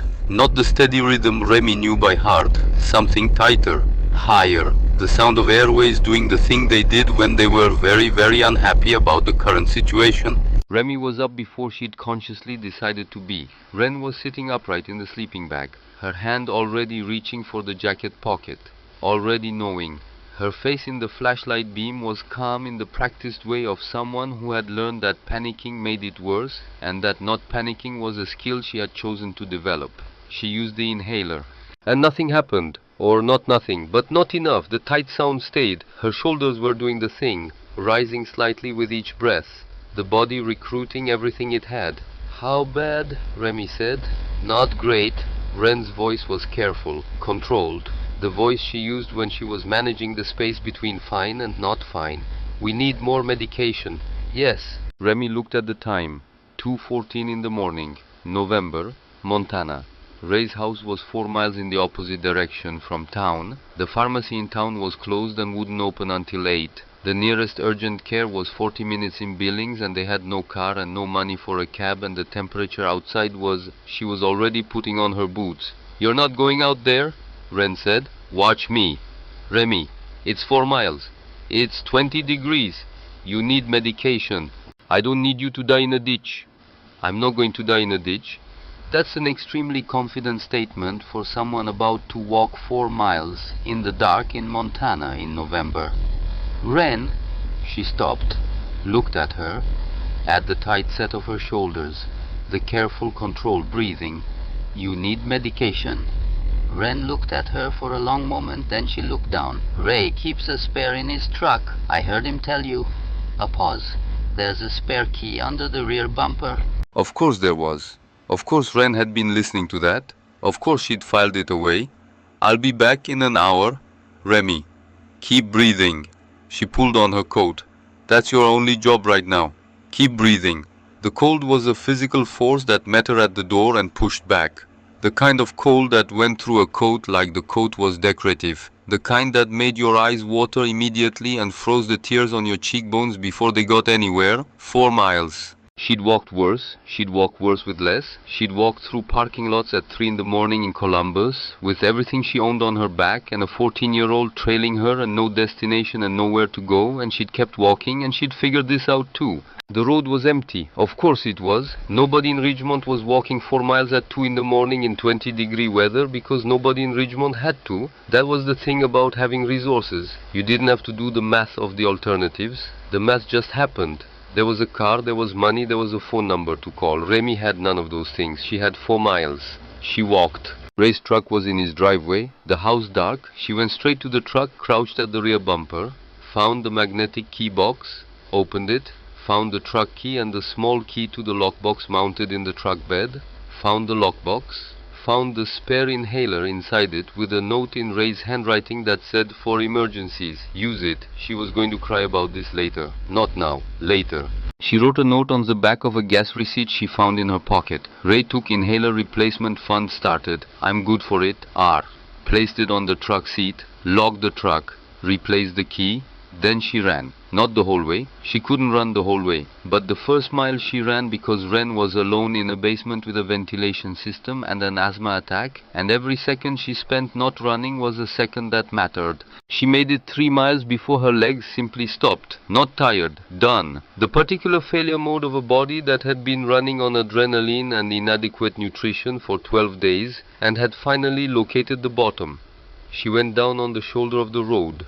Her legs just stopped being legs that would stand. The cold pressed in. She thought, okay, this is a problem. She thought, get up. She thought, I know I'm trying. She thought, no, you're sitting in the road in November. That is categorically not trying. Headlights. A truck coming from the direction of town. Slowing, stopping. The window came down. A face she didn't know. A man in his 50s. Weathered. Confused. You okay? Going to the diner, she said. Got a mile left. He looked at her, at the nothing around them, at the inhaler in her hand. Get in, he said. His name was Frank DeLuca. He ran a small cattle operation 2 miles east of the diner. He was coming back from Billings, where he'd been because his daughter had a baby that morning, 7 pounds 4 ounces, and he'd stayed until the baby was stable and the mother was sleeping and the father had stopped crying. He told her all of this in the mile between where he found her and the diner parking lot. Not because she asked. Because people in trucks at 2 in the morning in Montana were a specific category of honest. You're the girls who bought the diner, he said. Yes, sir. He nodded, pulled into the lot, put the truck in park. My wife and I drive past every day, he said. Watched you all cleaning the windows last week. A pause. She said someone finally got Walter's message. He looked at the diner, said it every year, that the right person would show up eventually. He looked back at her. You turned out to be 2 someones. He'd like that. She got out. Thank you, she said. Go take care of your sister, he said. Wren was still sitting upright when she got back. Still breathing carefully. Still doing the managed work of it. She used the new inhaler. This time it worked. Remy watched the tight lines around her eyes ease. Watched the shoulders drop back to where shoulders belonged. Watched the color come back. The color was so specific. The difference between someone whose body was at war with itself and someone who had been given the thing it needed to stop fighting. She sat on the floor beside Wren's sleeping bag. You went out in 20-degree weather at 2 in the morning for me, Wren said. Yes? In the dark? There were stars. Were they helpful? Not especially. Wren looked at her. The look she reserved for moments when she thought Remy had done something extraordinary and was also absolutely furious about it and had no idea which feeling to lead with. Thank you, she said quietly. Don't thank me. I'm thanking you. I'd rather you just... I'm thanking you, Remy. She stopped, exhaled. The cold of the walk was still in her bones, the particular cold that took time to leave. You're welcome, she said. They sat in the basement until the generator's hum felt like a heartbeat, until Wren's breathing sounded like nothing at all, until the silence was just silence. By morning, the story had moved through Ridgemont the way stories moved in small towns, which was completely and with embellishment. Mabel arrived at 7. She didn't say anything about it. She just set a bag on the counter and unpacked it, a prescription bottle, an appointment card for a pulmonologist in Billings who had agreed to a sliding scale payment and a small envelope. Open it later, Mabel said. Remy opened it now. Inside, $200 in bills of various denominations, used, the kind of money that had been gathered from different places. Mabel. My husband had asthma for 30 years. Mabel was already at the coffee machine, tapping the panel. I know what a rescue inhaler costs. I know what the preventive costs. I know what happens when you can't get either. She turned around. Her eyes were doing what they did when she meant something completely. This is not charity. Do you understand me? This is what a community is supposed to do. This is what it's supposed to be for. She paused. Take it. Remy took it. She felt, and this was specific and strange, she felt like a person who deserved help. Not like a case, not like a situation, not like a file with a number, like a person. The distinction mattered more than she had words for. She didn't say any of that. She just folded the envelope. Thank you, she said. Mabel turned back to the coffee machine. Now come here and let me show you what you're doing wrong with the pastry flour. You're measuring it wrong and I've been watching it for 3 days. The snow started on a Thursday. Freezing rain first. The particular cruelty of that ice forming on every surface before the snow arrived to cover it. The road out of town became glass. The power lines made sounds she'd never heard from power lines. The temperature dropped through the night in a way the thermometer seemed almost reluctant to track. Cormac had called that afternoon ahead of the storm. He was driving up from Billings to check on some of Walter's affairs with a local attorney, he said. He'd be staying in town at the Ridgemont Motel, the small one on Main Street that rented by the week. If they needed anything, he'd be there. He said this matter-of-factly, without agenda as far as she could tell. She said okay and hung up and filed it away. By Friday morning, Ridgemont was buried. Not as a metaphor, as a fact. 2 feet of snow overnight and another foot coming. The power went out at 7:42 in the morning. Not flickered, not surged, just went. The quiet that replaced the constant low hum of electricity was a particular quality of silence that took a moment to understand. Then Wren said, "The generator." They went down, the hatch, the stairs, the cool dry air of the basement that Walter had built with ventilation and insulation and forethought. Remy found the generator switch, the primary one Ray had shown her. She pressed it. The generator started on the first try. The lights came on. The ventilation hummed. The warmth began its slow return to the room. She stood there for a moment. Just stood there. 40 years, Walter. 40 years of doing exactly this, of stocking and checking and maintaining and preparing, and here was the moment. Here was why. An old man who had spent 4 decades thinking about what people would need when things went wrong, and he'd gotten it exactly right. She wished she could tell him. The knock came at 9:15 at night. She heard it from the basement, through the hatch. Faint but deliberate, she climbed up. The front door, she opened it. Garrett Hale stood on the step, snow on his shoulders, ice in his eyebrows. Behind him, his cruiser lights still on, barely visible through what had become a whiteout. Behind that, nothing. The white nothing of a storm that had swallowed the world. He looked at her. "Power's out across the entire county," he said. "Temperatures dropping to -28, maybe lower." He stopped. "We've got families with no heat, elderly residents, children." Another stop. "I heard there's a generator down here, and supplies." The moment before she answered lasted exactly 1 second. 1 second where she thought about all the people who had looked at them like they didn't belong. All the faces on Main Street. The judge who hadn't told her anything. Vivian's polished lawyers. The 30 days. The $500,000 sitting on the other side of a courtroom argument that might not go her way. And then she thought about a man who had built this room for people who needed one. Any people. Not specific ones. Not the ones who deserved it. Just people. She stepped aside, opened the door. "Bring everyone," she said. "We have room." They came in waves. A family from the farmhouse up the road, 4 children, the youngest crying from the cold. 2 elderly sisters who lived together on Main Street, holding each other's arms on the icy steps. Frank DeLuca and his wife, who had driven through the storm because the baby was coming home from Billings today and they couldn't get back. A young couple from the apartment above the feed store whose landlord hadn't fixed the furnace since October. And more. And more. By midnight, 38 people were in the basement of the Ridgemont diner. Sleeping bags unrolled on every flat surface. Blankets from the shelves still in their vacuum packaging opened and distributed. Portable stoves going. Soup cans from the sorted, dated, carefully organized shelves. Crackers. Canned peaches. Water from cases stacked by a man who had spent 40 years thinking about what a room of people in the cold would need. The children got the sleeping bags closest to the generator's warmth. The elderly got the cots that Ray had found folded and stored in the back corner. Ray had arrived sometime in the chaos of the evening's first hour, apparently having walked over from his place through the storm because Ray went where he decided to go, and conditions were suggestions. The adults sorted themselves with the instinctive geometry of people managing a difficult situation together. Wren sat with the children. Not because anyone assigned her, because she went and sat down and the children went where she was. She read to them from an old hardback she'd found on the shelf, some Western novel from the 70s. She made the voices ridiculous. The children, despite everything, laughed. Mabel moved through the room with tea. She'd found the camping kettle and the tea bags, and she moved with the efficient certainty of someone who had served people in this building for 15 years and knew that in a crisis the difference between panic and calm was often something as simple as a warm cup in cold hands. Remy distributed supplies, checked on every person, learned names she hadn't known 2 hours ago. Margaret, Carol, the DeLuca grandchildren. The elderly sisters, both with names that started with B, which everyone found confusing but also somehow sweet. At some point in the night, a woman named Sylvia, 74, hands gnarled with arthritis, caught Remy's arm as she passed. "Are you the girl who bought this place?" she said. "Yes." Walter built this room. Not a question. Yes?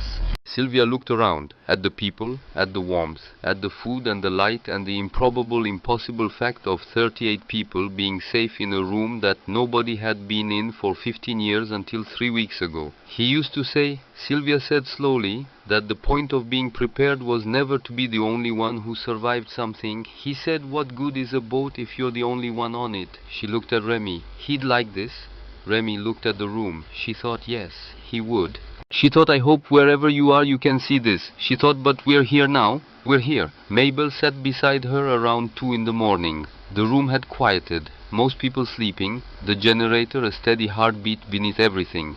Can I ask you something? Remy said. You can ask, Mabel said, which was not yes but was not no. He told me what he hoped. He never knew if it would work. He just believed it would. A pause. That's what faith is, I think. It's not certainty, it's choosing to act as if the thing you hope for is possible, even when the evidence is thin.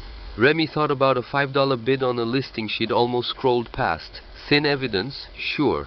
He loved your mother, Mabel said. Not romantically, as a parent loved a child they didn't know they needed until that child appeared.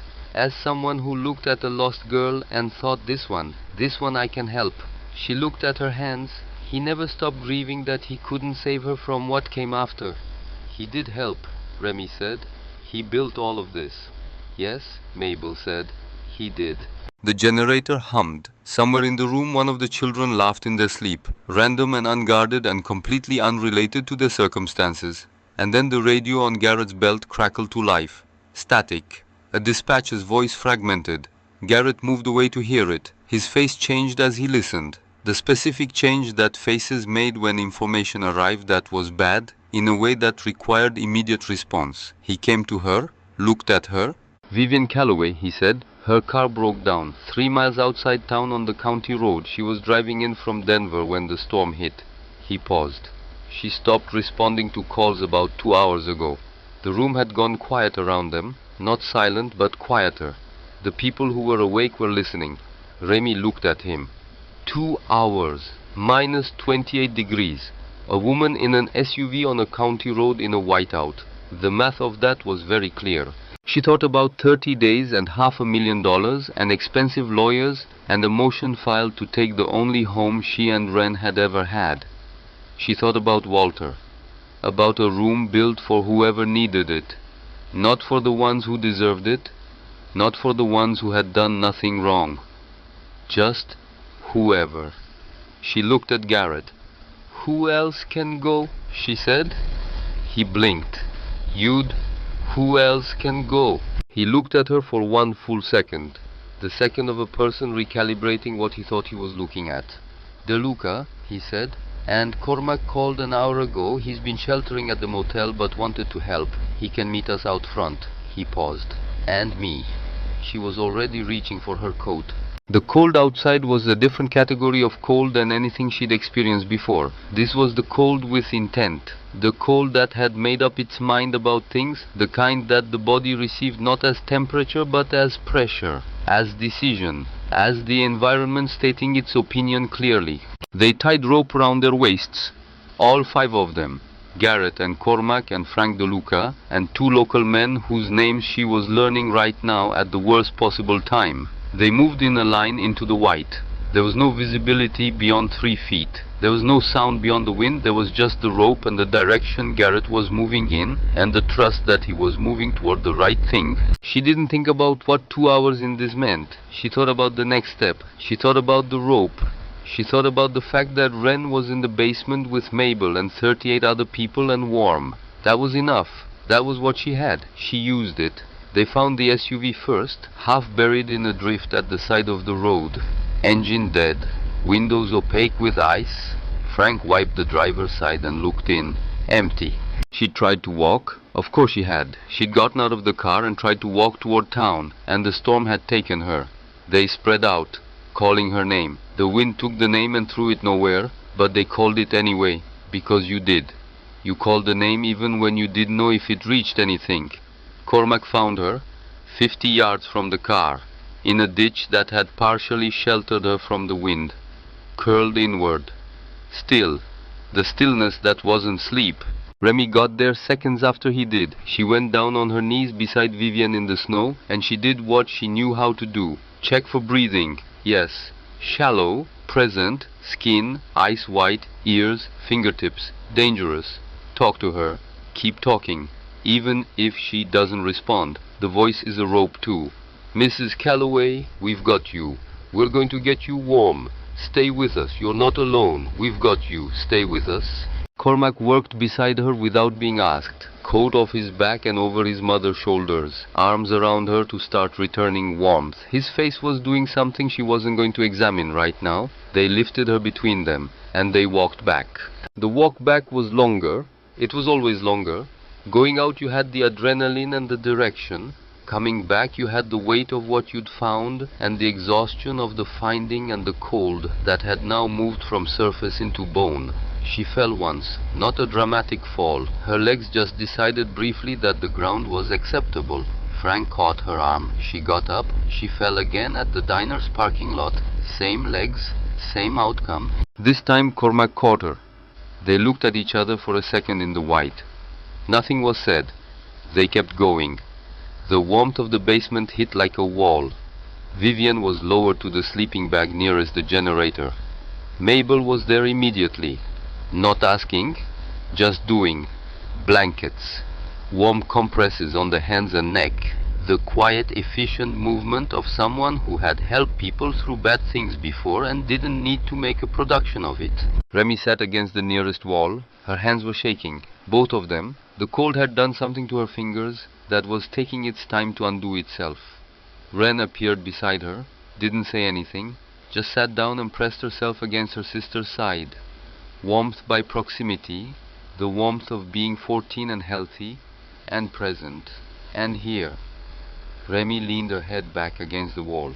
Around her the room breathed. 38 people. Warm, safe, the generator doing its work, the ventilation doing its work, the shelves doing their work. She closed her eyes. She didn't sleep, not quite, but she rested, which was something, which was enough for now. And in the corner, wrapped in blankets with Mabel's steady presence beside her, Vivian Calloway's breathing slowly deepened. The storm pressed against the walls, but the walls held. They always had.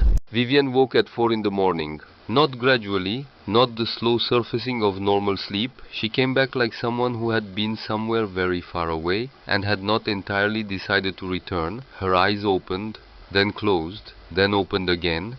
Staying. Remy was sitting 3 feet away, back against the wall, knees drawn up, not sleeping, just present. The way she had learned to be present in the dark since she was 6 years old. She watched Vivian look at the ceiling, at the concrete, at the shelves, at the generator in the corner, at the people, the 38 people sleeping on every flat surface of a basement beneath a diner she had come here to take. It took a long time, the looking, the understanding, the slow assembly of where she was and how she got here and what that meant. Then Vivian looked at her, Remy looked back. Neither of them said anything, for a long time. Finally Vivian said in a voice that sounded like it had been left out in the cold too long, "You went out there?" "Yes." "In that storm?" "Yes." "To find me?" Remy said nothing to that, because it was true, and saying yes again seemed redundant, and saying anything else seemed dishonest, and sometimes silence was just the most accurate available response. Vivian looked at the ceiling again. Her hands were still pale. The blankets were pulled up to her chin. Mabel had done something right with the warming, because the color was back in her face. Not all the way, but enough. "You didn't have to," Vivian said. "I know. After what She stopped. "After everything." Remy thought about a man who had built this room for whoever needed it. Not whoever deserved it. Not whoever had earned it. Just whoever. "Your grandfather didn't build this place with conditions," Remy said. "He didn't build it for people who had done nothing wrong or people who had made the right choices. He built it because he believed that what people needed in a bad moment wasn't a judgment about how they got there." Vivian's jaw tightened, just slightly. "He understood things about people," Remy continued, "about what they needed before they knew they needed it themselves. He was good at that." A pause. "I think maybe that was hard to live with, when you were the person he was supposed to understand that way." The jaw tightened more, then released, slowly. "He loved the diner more than he loved us," Vivian said. Low, old, the kind of sentence that had been living in someone's chest for 30 years. "I don't think that's true." "You didn't know him?" "No, but I read 40 years of what he wrote down when he thought only strangers would read it. And the diner was never the thing he was talking about." Remy looked at her. "He was talking about people. He was always talking about people." Vivian looked away. Cormac was awake. He'd been awake, she thought, for most of this. He was sitting near the stairs, his coat still damp, his face doing the careful neutral of someone who wanted very much to say something and had decided the moment wasn't his. Smart! She was beginning to think Cormac was quite smart. It was Cormac who read the letter. He'd been carrying it for 2 weeks. He told her that later. Carrying it and waiting. Not sure when the right moment was. Not sure if the right moment would come. But then he looked at his mother. In the blankets. In the basement. Alive. And he unfolded it. "Grandfather wrote this for you," he said. "He gave it to me. He said I would know when." Vivian looked at the paper in his hands. She didn't reach for it. She just watched. He read. "Vivian, if you're reading this, then I'm gone. And you're probably doing exactly what I hoped you wouldn't do. Fighting over the diner. Trying to take what I left for someone else. I know you're angry. You have been for a long time. Not just about this, about all of it. About the years when I worked 16 hours a day and came home too tired to ask how you were. About the years after your mother stopped speaking to me and I let the silence sit there because I didn't know how to fix it. About the fact that I built a bunker for strangers before I ever built anything for you. You weren't wrong to be angry. I was better at feeding people I didn't know than at feeding the people I did. That's a terrible thing to be. I spent the last years of my life trying to understand why. And the closest I ever got was this: the strangers didn't need me to be anything other than capable. The people I loved needed me to be something I hadn't figured out how to be yet. I'm sorry. I'm sorry I didn't say it when you could still argue with me about it. I'm sorry I didn't say it when your mother was alive and might have heard it too. I'm sorry that I got better at things too late for it to matter to the people who deserved it most. The property is not a judgment of your worth. I need you to understand that. It is not a message about who I loved more or who deserved more. It's just the recognition that some things are better given to need than to blood. You have been provided for, in other ways, in the ways I was able. This was the one thing I had left to give that could only go to someone who had nothing else. There's a girl, or there will be. She is Savannah's daughter. She and her sister have spent their lives without anything I was able to give to you by simply being alive. A grandfather who showed up, a family that remembered them. She doesn't know me, but I know her. I've known her since the day I hired her mother and watched her become someone who believed she was worth something. She got that from somewhere. I like to think I helped. Let her have this one thing. With love, always, your grandfather. The room was very quiet when Cormac finished. The generator, the breathing of sleeping people, the storm outside which had lessened, which had been going on for a long time and was beginning to tire of itself. Vivian had her eyes closed. Cormac folded the letter, set it on the blanket beside her. Didn't say anything. Vivian opened her eyes. He found them, she said, not to anyone in particular, to the ceiling, to whatever version of her grandfather she carried around inside her. After all those years, he actually found them. In a manner of speaking, Cormac said quietly. They found him. Vivian looked at Remy then. A different look than any of the looks before. Not the polished assessment of a woman who had spent decades being the most important person in the room. Not the calculation of someone working the angles. Something older. Something that had been under all of that for a very long time. He talked about her, she said. Savannah. I heard the name when I was young. I didn't know who she was. My mother changed the subject whenever he brought it up. A pause. I didn't know. What would you have done? Remy said. Not unkind, just the question that was there. Vivian didn't answer immediately. I don't know, she said finally, and it was honest. The most honest thing she'd said since she'd stepped out of that SUV in her expensive shoes. I genuinely don't know. Which was something. Not everything, but something. Morning came slow, the kind of morning that arrived after a storm. Careful, tentative, like it was checking first to make sure the storm was actually finished. Light came through the ventilation slots near the ceiling, grey at first, then pale gold, then the particular quality of winter sunlight after snow, when the whole world was a mirror and everything bounced and you had to squint just to look at anything. People woke up in stages. Children first, because children always, then the adults. The specific morning sounds of 38 people in a basement rustling sleeping bags and murmured voices, and the DeLuca baby somewhere above them, who had apparently decided that 6 a.m. was an appropriate time to announce her existence to the world. Miss DeLuca said she's got opinions. Several people laughed. And something in the room shifted with that laughter, the specific shift of people who had been through something together and were now on the other side of it and could feel the other side of it. The shift that turned the crisis into a story, that turned a group of strangers into people who would nod at each other on Main Street for the rest of their lives. Mabel made coffee on every portable stove simultaneously, which was 6 stoves, which produced a quantity of coffee that was slightly staggering but entirely welcome. She handed it out without asking how people took it. She just knew. After 15 years behind that counter upstairs, she knew how the town took its coffee.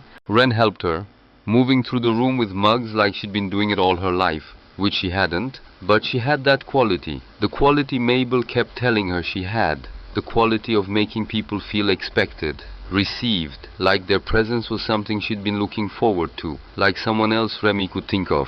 Garrett Hale was the one who checked the road. He came back down the stairs, stamping snow from his boots, with the report of someone who'd spent the night in a government vehicle and was choosing not to make a thing of it. "Roads are passable," he said. "Snowplows came through about an hour ago. County road is single lane but moving." The room received this with the quiet relief of people who had somewhere else to be and were now able to go there. One by one they went, not fast, not in a rush. Each person found Remy before they left, shook her hand or squeezed her arm, or in one case Sylvia, the 74-year-old with the arthritis, pulled her into a hug that was several times more powerful than her size suggested. "He would be so proud," Sylvia said into her shoulder. The Martinez family. The 2 sisters whose names both started with B. Frank DeLuca and his wife and the baby who had opinions. Margaret and Carol and the young couple from above the feed store whose furnace was going to get a very serious conversation with their landlord. Each one left something, not always words, sometimes just a look, the particular look that said, "We see you now, we see who you are." Vivienne left last. She was steadier. The color was back. Cormac hovered nearby in the specific way of children of difficult parents who had spent their lives doing the geometry of proximity, close enough to help, far enough to not presume. She stood in the middle of the basement and looked at the shelves, at the inventory, at the generator, at the 40 years of preparation that had spent one night being exactly what it was always supposed to be. "He never told me," she said, "what was down here. I didn't know this existed." "He didn't tell a lot of people," Ray said. "He said it would change things if people knew. They'd treat it like an asset instead of a possibility." Vivian looked at Ray. "You knew for 30 years. You kept his secret." "It wasn't mine to tell. Simple." Ray was very good at simple. "Still isn't. It's hers now." He looked at Remy. Vivian looked at Remy. Remy looked at both of them and thought, "Please don't make this a moment. It's 7 a.m. and I haven't slept and I am running on Mabel's coffee and adrenaline and a structural deficit of anything resembling adequate rest." It became a moment anyway. Vivian reached into the coat someone had draped over her, took out her phone, made a call, stepped away. She spoke in a low voice for 2 minutes. Cormac watched her, his face doing something she'd need more time to read. She came back. "I've told them to withdraw the motion," she said. "My lawyers." A pause. "It'll be filed with the court by end of business today." The silence that followed was very loud. "Just like that," Remy said. "Just like that. After everything." Vivian looked at her steadily. "Yes. Why?" "Because I read the letter." A pause. "Because I spent 2 hours in a ditch in a snowstorm and you came and got me anyway." Another pause. "And because I sat in that car while it died, and I understood finally what family legacy actually meant to Walter." She stopped. "It wasn't the land. It was never the land." Remy looked at her. Vivian looked back. "I'm not going to pretend," Vivian said, "that this is a transformation, that I suddenly understand everything." A beat. "But I understand this, and this is enough." Which was honest. It was completely honest. And Remy, who had spent 17 years sorting honest from not honest with the precision of someone whose survival had depended on it, knew it. "Okay," she said. "Okay, okay." Cormac made a sound, not a laugh. Something adjacent to one, the sound of someone who had been very tense for a very long time and had felt something release that they thought was permanent. Vivian looked at him, one long look. Then she looked at Remy again. "Take care of it," she said. "He spent 40 years on it." "I know. I'm aware you know." For 1 second, just one, something crossed Vivian's face that wasn't polished or calculated or strategic. Something that was just a woman thinking about her grandfather. "He was impossible," she said, "and he was extraordinary. And I spent 30 years being too angry to see both at once." She put her coat on. Cormac took her arm. They climbed the stairs. The hatch settled behind them. And then it was just Remy and Ren and Ray and Mabel and the generator and the shelves and 40 years of preparation that had done exactly what it was built to do. Remy sat down on the floor. Ren sat beside her. They didn't say anything for a while. The box appeared 3 days later.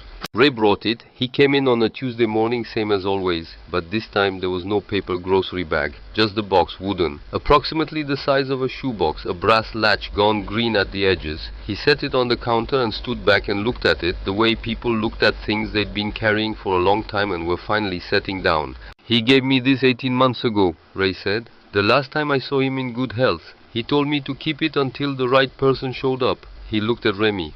"He told me I'd know." "Did you?" "The minute I saw your face in that parking lot." A pause. "I knew before you said her name." The latch opened easily. More easily than she expected. Like it had been maintained. Like someone had oiled it because they believed it would eventually be used. Inside, photographs. A stack of them. Various sizes. Some black and white, some early color from the 70s and 80s. She lifted the top one. Savannah. Not one photo. Many. A whole small archive of a person she had lost at 6 years old and spent 11 years carrying as a single image.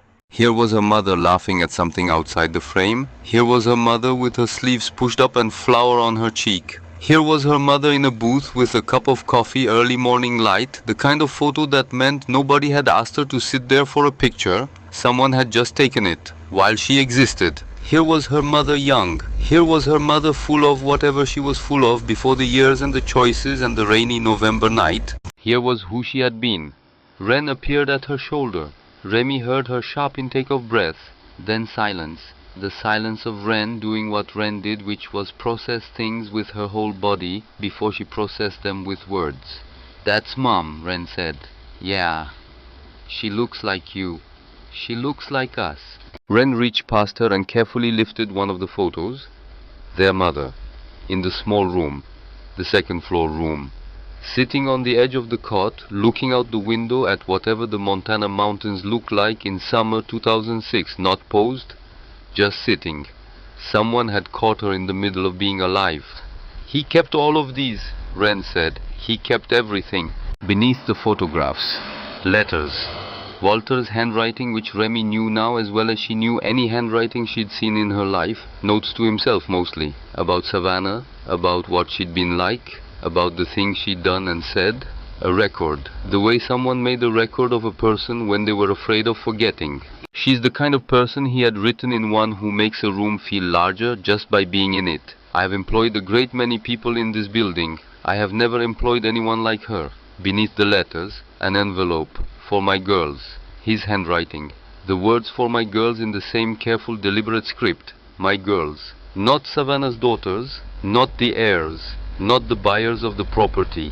His girls. She held it for a moment. Just held it. Ren's hand found hers. Small. Warm. The hand of a 14-year-old who had walked 2,000 miles beside her and breathed carefully in both stations and never once said, "I'm scared," or "This is too hard," or "Maybe we should go back." Because there was no back. There had never been a back. Only forward. Only the next step. Only this. She opened the envelope. "Dear Waverly and Ren, If you're reading this, then it worked. I don't know how you got here. I don't know what it cost you. I suspect it cost more than anyone should ask of two people your age, and I'm sorry for that. I'm sorry that the circumstances of your lives made this kind of journey necessary. I'm sorry I couldn't reach you another way, but I'm glad you're here. Your mother came to Ridgemont in the summer of 2006. She was 19 years old and she had nothing but herself, which turned out to be more than enough. She worked for me for one summer, and in that summer she reminded me why I had built this place. Not for the coffee, not for the highway traffic. For moments when a person needed to be told you are capable, you belong somewhere, you are worth something to someone. I told her all of those things. I hope she believed them. I believe she did, because she left with the kind of straight-back certainty that came from someone who had just confirmed what they suspected about themselves. I did not know she was going to have children. I would have looked sooner. I would have started looking the day she left if I had known. But I know now. I have known for the last several years of my life, and I have spent those years trying to find you through every legitimate channel available to me, and finding every legitimate channel closed. The system that was supposed to protect you protected your records instead. I understand why. I don't blame anyone, but I am an old man running out of time, and the only tools I have left are this building and this hope. So, here is what I want to tell you. Your mother was extraordinary, not in ways that got recorded anywhere official, not in ways that earned her anything from the world which was unkind to her in ways that were not her fault, but in the ways that matter. She was kind without being soft. She was generous without being reckless. She made everyone she encountered feel like they'd been expected. You are her daughters, which means you carry all of that, even if nobody ever told you. This diner is yours, not because I'm giving it to you, because you earned it. You found your way here against odds that should have made this impossible. You showed up. That's the thing. You showed up. Take care of it. Take care of each other. Take care of anyone who comes through that door the way they need to be taken care of. And know this, even if you know nothing else, someone loved your mother, truly loved her the way you loved someone who showed you what people were capable of being. And that person spent every remaining year of his life trying to make sure her children had a floor to stand on. Welcome home, Waverly. Welcome home, Wren. With everything I have, Walter Calloway. Remy read it twice. She read it until the words stopped being words and started being something that lived in the chest, alongside grief and joy and gratitude and the specific ache of being loved by someone you never got to meet. Wren was crying. Not quietly, not in the contained, practiced way of someone managing their emotions in front of other people. Just crying. The full-faced, unguarded crying of a 14-year-old who had been very brave for a very long time and had just been given permission to stop. Remy put her arm around her. They sat at the counter of the Ridgemont diner and they cried together. Mabel and Ray stood at a respectful distance near the coffee machine and said absolutely nothing, which was exactly the right thing to say. After a while, Wren lifted her head, looked at Remy. "We won," she said. Quiet, like it was something too big to say loudly. Remy looked at her, at the letter in her hands, at the photograph spread across the counter, at her mother young and laughing in a room that was theirs now. "Yeah," she said, "we did." Then came the work, the real work, the months of it, which was unglamorous and specific and frequently involved Remy learning things she had never had reason to learn before. Nobody taught you to maintain a 40-year-old restaurant-grade griddle when you were in the foster care system. Nobody taught you commercial plumbing or roof repair or the particular skill of reading an old building's moods. But Mabel knew, and Ray knew, and Frank DeLuca, who it turned out had a brother who was a contractor, knew a great many practical things he was willing to share over coffee. And Cormac, who appeared every few weeks from wherever he was living, showed up with tools and time and the willingness to learn whatever Remy was currently learning. He didn't offer money. He was smart enough to understand that offering money was the wrong offer. Wren managed the inventory. This was discovered by accident when Remy found her one evening with a notebook and the entire basement reorganized by a system of her own devising that was better than the one Walter had left, more intuitive, more responsive to what they'd actually needed during the storm versus what Walter had theorized they'd need. He prepared for a lot of things, Wren said, but he'd never actually had 38 people in here. Fair point. I updated the list. I can see that. The categories were good, but the proportions were off. Wren, what? You're 14. She looked up, and Remy looked at her, at the notebook, at the revised inventory in her careful handwriting. Nothing, she said. Never mind. The hearing 3 weeks later was brief. Vivian's lawyers filed the withdrawal. Danielle presented the documentation. The judge reviewed it, made a note, looked at Remy over her reading glasses. "You're keeping the property?" "Yes, Your Honor." "You understand the scope of what that means, the maintenance, the responsibilities?" "Yes, Your Honor." The judge looked at her for a moment, not assessing, something else, something that in a different context might have been called recognizing. "Case closed," she said, and that was that. The neon sign came back on during the first week of spring. Not all at once, one letter at a time, which was how electrical restoration worked on all systems apparently. The R, then the I, each one flickering, testing, settling, each one adding to what was being assembled letter by letter in the April evening. Ridgemont Diner, all of it, finally, glowing against the mountain dark, open 24 hours. The 24 hours part she had asked the electrician to restore last, specifically, because she remembered standing in the parking lot that first evening and looking at the board, nailed over those words and understanding what they meant. That this place had once been open for everyone at every hour. That someone had believed in that enough to promise it. She wanted to make that promise again. They opened on a Saturday in May. Word had gotten around. Small towns were good at this. She hadn't advertised. She hadn't needed to. Ray had mentioned it to someone. Mabel had mentioned it to someone else. Frank DeLuca had mentioned it to his brother, who had mentioned it to the county extension office. And somehow from there it reached 3 different directions simultaneously. By 8 in the morning there were people waiting at the door. Not a crowd. Not something that would read as spectacular from the outside. Just people standing in the parking lot on a May morning with the mountains behind them and the new asphalt under their feet, and looking at the neon sign with the expression of people who remembered what this had been. Ray was first, because Ray was first. He sat in booth 1 and ordered coffee, black, no sugar, and said nothing about what he was feeling because he didn't need to.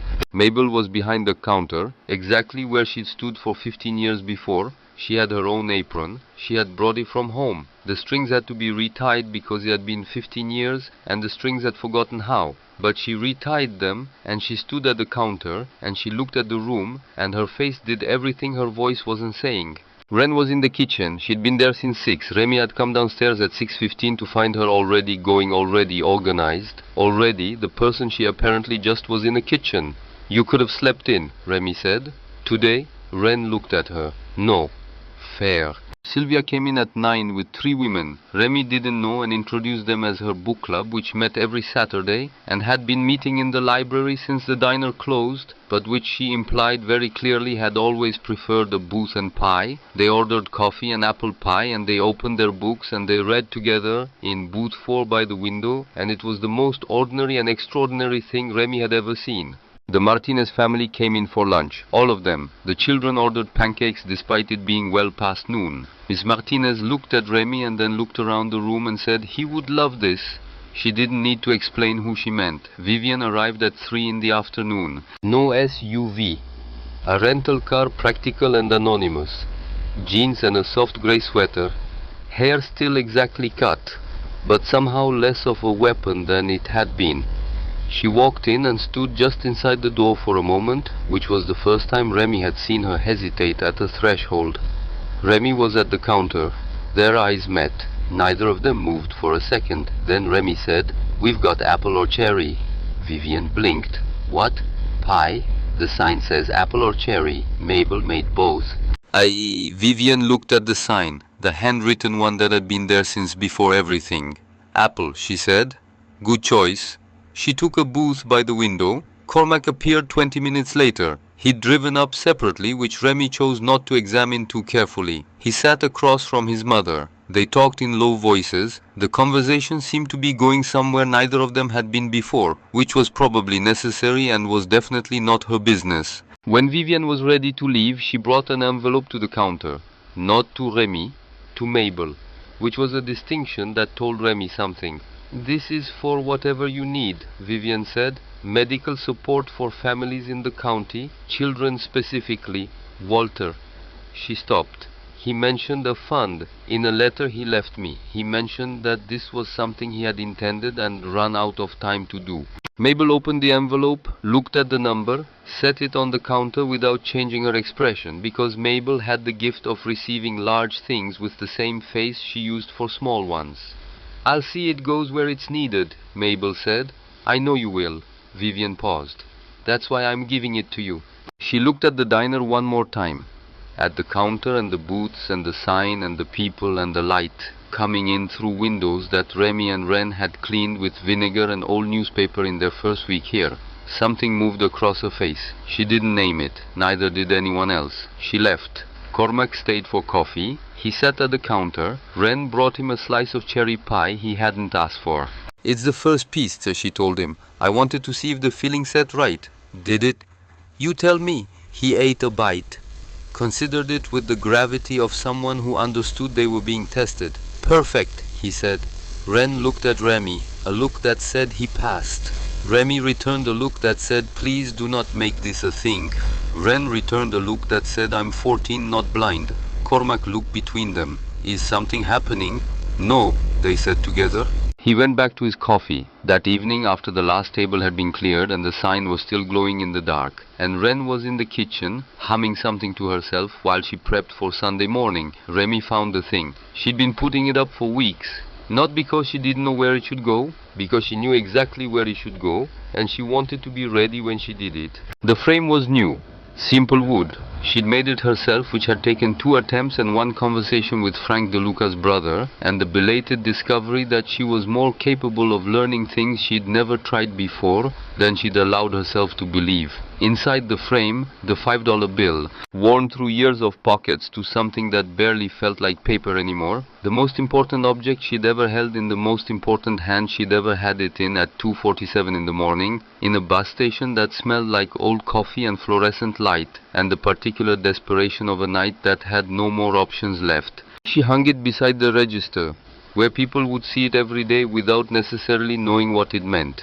Where someday she'd explain it to someone who asked, and someday someone would ask and she'd tell them the whole story, starting from a cracked phone screen and a listing buried at the bottom of a county auction page. Below the frame, a small card, white, simple, her handwriting, "First investment, fall 2024. She stood back and looked at it. Then she looked up at the wall to the left of the register, at the photograph that had been there since 1978. Black and white. Walter Calloway on opening day.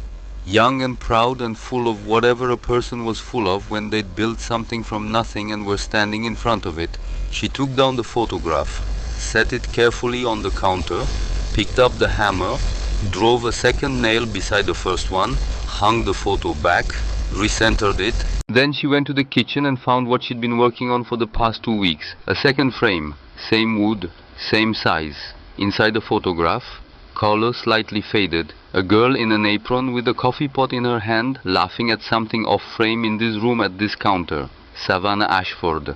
Summer 2006. She hung it beside Walter's. The 2 frames side by side, the man who built the place and the girl who reminded him why he'd built it, next to each other, in the room where it had happened, where it was still happening. Night. The diner settled the way buildings settled when they'd been full all day, the particular creak and exhale of old wood releasing the warmth it had absorbed, the hum of the refrigerators, the distant sound of Ren finishing up in the kitchen, the tick of the sign outside the neon still warm in the dark. Remy sat at the counter. She had the journal nearby. She always kept it nearby now, not to read constantly, but because it felt like something that deserved to be where the action was. She opened it to the first page.